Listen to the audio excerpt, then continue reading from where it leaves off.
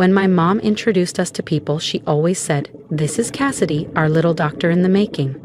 If I was there, I became, and this is her sister. No name, no details, just a blurry figure on the side. At first I thought I was imagining it. Maybe I was being dramatic, but then came Cassidy's high school graduation, summer of 2019, Charleston, South Carolina. Everyone showed up in floral dresses and camera-ready grins. My name wasn't even on the custom cake. And when my mom gave her speech in front of all our relatives, she said, "To my brightest light." I was standing right beside the buffet table. Eventually, I stopped pushing back. I stopped asking why they never shared my art school scholarship on Facebook, why they never drove up to Asheville to see my student exhibits, why I didn't make the holiday cards anymore. I still remember the Christmas card from 2021. They wore matching green sweaters. Even the cat had a little one. Where I used to be, it was Cassidy, centered, holding the cat. My parents flanking her like they were posing for a magazine cover. They didn't crop me out. They restaged the entire shot. No one ever said I was cut off. But I learned that being erased doesn't take a scandal. It just takes silence. Polite indifference. My name is Ren Holloway, and if you ask my mother, she has one daughter. Then, last Tuesday, I got an email. Not from my family.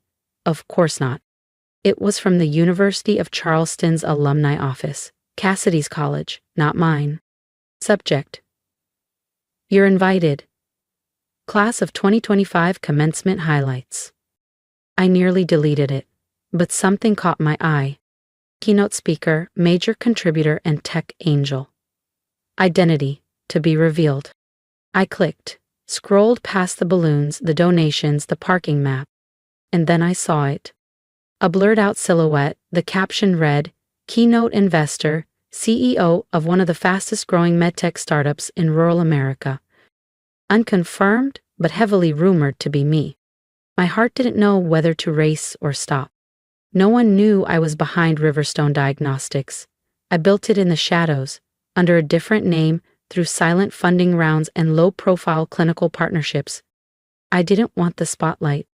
I wanted space. I wanted peace. Until now. A few hours later, another email pinged into my inbox. This one wasn't meant for me. It was a messy chain of forwarded messages between my Aunt June and the rest of the family.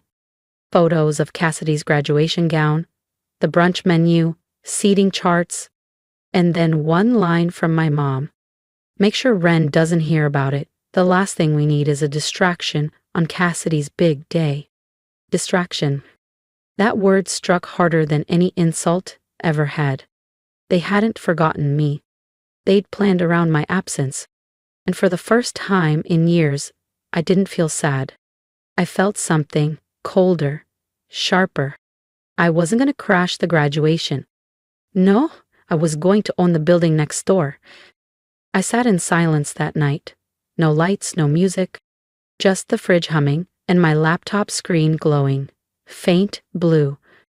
Their words spun in the background like an old cassette. "She'll ruin it. She always makes it about herself." And I believed them, not suddenly. Like water wearing down stone, erosion over time. Until I wasn't sure where their voices ended and mine began. Maybe I was the problem. Maybe not coming home for Christmas, skipping birthdays, hiding my success behind legal aliases. Maybe that was cold. Or maybe it was survival. Even now, I didn't know.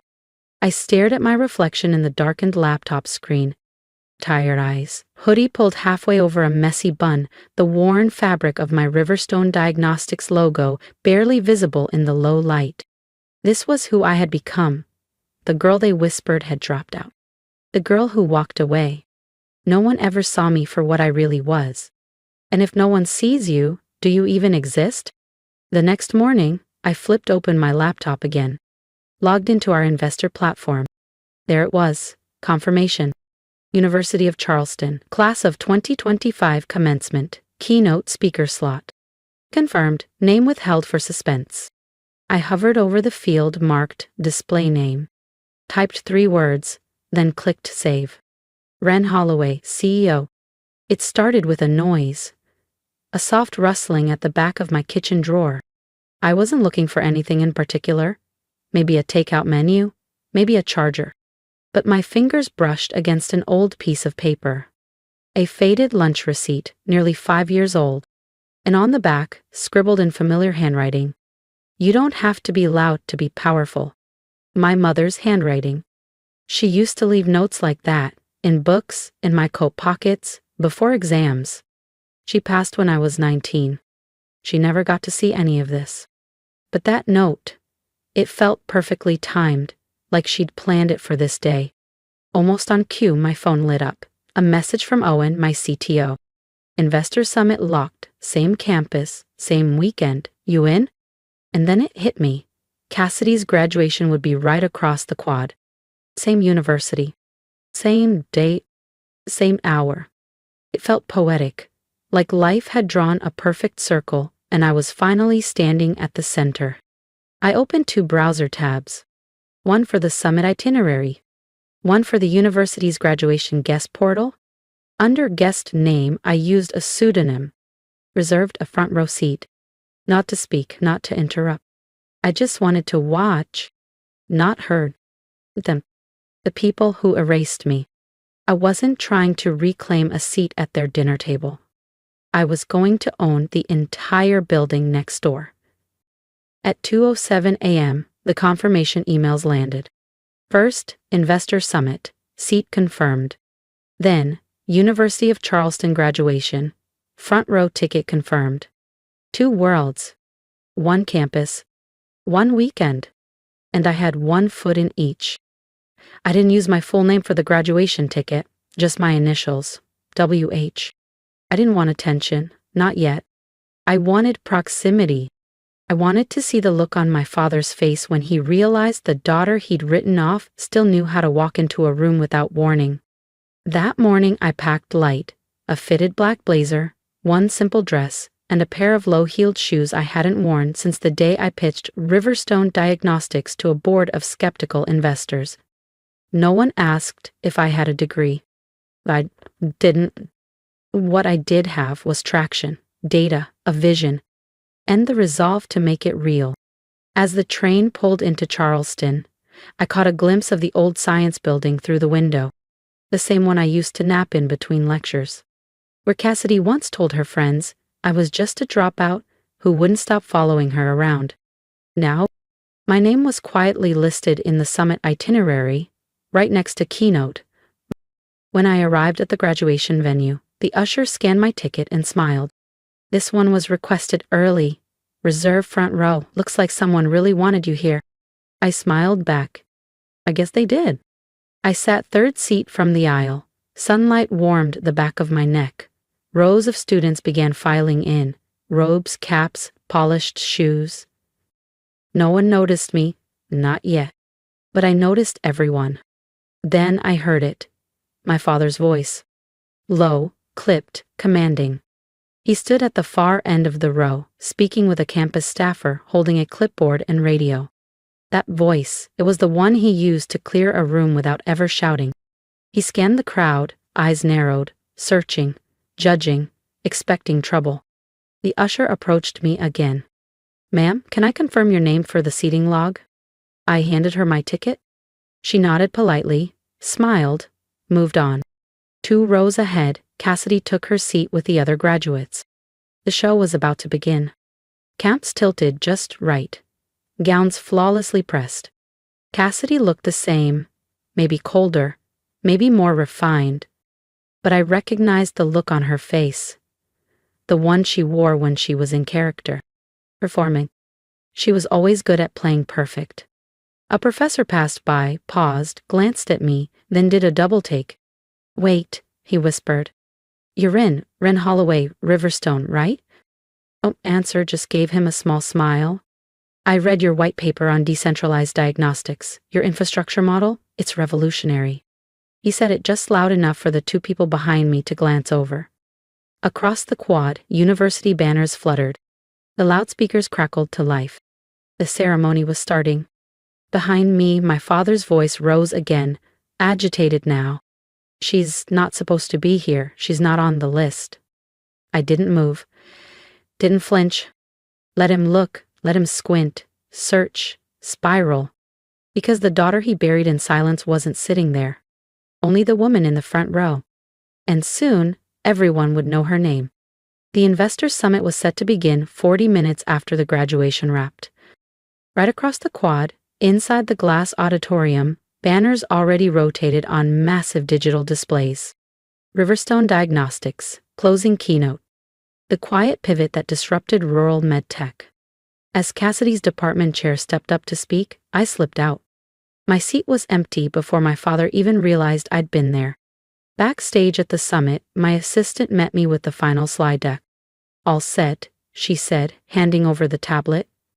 They still don't know it's you. Even the dean thinks the CEO is some reclusive Ivy League guy. I nodded, flipping through the slides. Charts, metrics, clinical growth curves, all solid. But something was missing. I paused at the final slide. It just said, "Thank you." Plain, safe, forgettable. I deleted it. Typed something new. Ren Holloway, University of Charleston. Class of never. And beneath that, smaller. You erased me, so I built something permanent. My assistant glanced over my shoulder and blinked. That's bold. It's honest, I replied. She didn't argue. I took one last look at my reflection in the black screen. Hair tied back, no makeup, just a fitted blazer and a name they once tried to erase. Outside, I could hear clapping echo across the courtyard. The graduation was wrapping up. Inside, the summit's host took the stage. Please welcome the founder and CEO of Riverstone Diagnostics. At that exact moment, as cameras flashed and heads turned, Cassidy's professor leaned toward her and whispered something. I stepped onto the stage. The lights weren't blinding, the stage didn't feel high, and for once, I didn't feel small. Projected behind me, bold, clean, undeniable. Ren Holloway, CEO, Riverstone Diagnostics. For a second, the room stayed quiet, not out of doubt, but realization. Whispers. Then phones. Then stunned silence. They had been quoting my models, my research, my data for years, and they had never known it was me. I took a breath. I built Riverstone because no one in my family believed I could finish anything. And honestly, they weren't completely wrong. I didn't finish college. I didn't finish family holidays. I didn't finish being the daughter they wanted. I paused, let it settle. But I finished this. Click. Next slide, a map of our rural health network. Dots marking small towns, forgotten clinics, now pulsing with life and care. It's like hospital partnerships, patient access, outreach milestones. Click. A grainy photo, me, 6 years ago, soldering parts in a dorm hallway. No lab, no funding, no recognition. I looked across the room, trustees, students, deans. In the third row, sitting beside a junior professor, I saw Cassidy's advisor. His eyes widened. He leaned toward her again. You didn't tell me she was your sister, he said, just loud enough for the mic to catch. Cassidy froze. The professor turned back to me, then said with a slight smile, Nice work, CEO. That was the moment. Not the ovation that followed. Not the cascade of messages from people who once ghosted me. That moment, the truth finally visible, was enough. It was that one line. From the one person Cassidy had always wanted approval from. The one moment she couldn't rehearse. The one sentence that didn't belong to her. I didn't look at her directly. I didn't need to. I knew she was watching.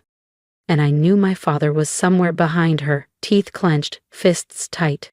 But I didn't need to speak. Because the truth had already spoken. And this time, it had a microphone. I slipped out the back. No reporters, no photos. Just the echo of applause bouncing off the glass behind me. I didn't wait for compliments. I didn't linger for the catered reception. I didn't have to. By the time I reached my hotel lobby, my phone was already vibrating non-stop. 37 unread messages, 6 missed calls from unknown numbers. And one text from my cousin. Was that you on stage? Dad nearly choked. I didn't respond. Didn't need to. A clip of the moment had already gone viral. The line, "Nice work, CEO," was being replayed, subtweeted, captioned, and in every repost, there I was, alone at the podium, my name glowing behind me. The silence I'd carried for years finally answered. I didn't tag the university, didn't mention Cassidy, didn't say a word, but I knew they saw it. Because hours later, Cassidy's graduation photo vanished from my father's Facebook page, replaced with a quote about staying humble. Glass. Cassidy didn't tag anyone either. No thank you to my amazing family caption. Just one over-filtered photo. No smile, no context. I never returned their silence with noise. But they heard me. In the halls where my name was never spoken. In the rooms they never thought I'd re-enter. In whispers from professors, students, strangers, they said the name they buried. Wren Holloway. Not their mistake. Not their shame. Not their failure. Just a woman who stood tall and didn't look back. The Monday after the summit, my inbox lit up again. But not with VC firms or journalists. It was family. Not directly, of course. That would require accountability. These came wrapped in casual curiosity. A message from my second cousin. "Hey Ren, long time. Just saw the keynote. Wow. Any chance you're hiring interns this summer?" An email from my father's old college friend. "Greg mentioned you're doing something in healthcare. Our son just graduated. Would love to connect." And then the boldest one of all, a LinkedIn message from Cassidy's boyfriend. We'd met once. He barely made eye contact. "No. Didn't realize Riverstone was yours. Truly impressive. Let me know if you're ever building a legal team." No mention of Cassidy. No apology. Just acknowledgement. That they finally saw me. Just doors opening. The same ones they shut in my face over a decade ago. I didn't respond to most of the messages after the summit, but I forwarded one to my assistant. "Put this one on the not in this lifetime list." She replied with a thumbs up. And a smiling skull. The irony wasn't lost on me. They used to call me a dropout. Said I'd be lucky to keep a desk job. Now they were asking me for one. They didn't notice when I became their cautionary tale. But they'd remember the day I became their missed opportunity. And the best part? I never raised my voice. I just raised the bar. They didn't erase me with cruelty. They erased me with silence. With cropped photos. With empty seats. Not violent. Just quiet. Intentional. Until even I wondered if I had ever been there at all. And when I finally walked away, no fight, no final word, they acted relieved. Like the family had healed. So I let them believe that. Let them sit in rooms and say, "We haven't heard from Ren in years." As if I were a ghost. Not their daughter, not their sister. But the truth doesn't stay buried. Not when it builds something real. This time, they couldn't hide behind silence. My name was on the screens, on the banners, echoed in classrooms and conference halls. I never asked to be welcomed back. I just made sure, everywhere they turned, I was already there, not as the failure they whispered about, but as the woman they now had to Google. I never went back to the house. Not when my father sent word through a cousin, something about letting the past go. He didn't mean apology. He meant damage control. I wasn't interested. There was nothing for me there. Not the peeling wallpaper. Not the shelf where my awards used to be. Not even the garden my mother once loved, now bitter and dry. But I did return. Just not the way they hoped. I returned in hospitals using our tech. In classrooms quoting my research. In the mouths of people who once looked past me. They couldn't rewrite me. Couldn't reshape me. Couldn't claim me. And that was the final gift. They buried me in silence. So I came back with something louder. Ren Holloway, CEO, unforgettable. If you've ever felt invisible, cut out of family photos, left out of conversations, treated like a background character in your own story, then this is for you. I want to hear your story. Drop a comment below and tell me when you decided to stop waiting for permission and started writing your own legacy. You don't need anyone's approval to matter. You don't need to be loud to be powerful, and most of all, you don't need to go back to the people who buried you to prove that you've grown. Sometimes just becoming unforgettable is enough.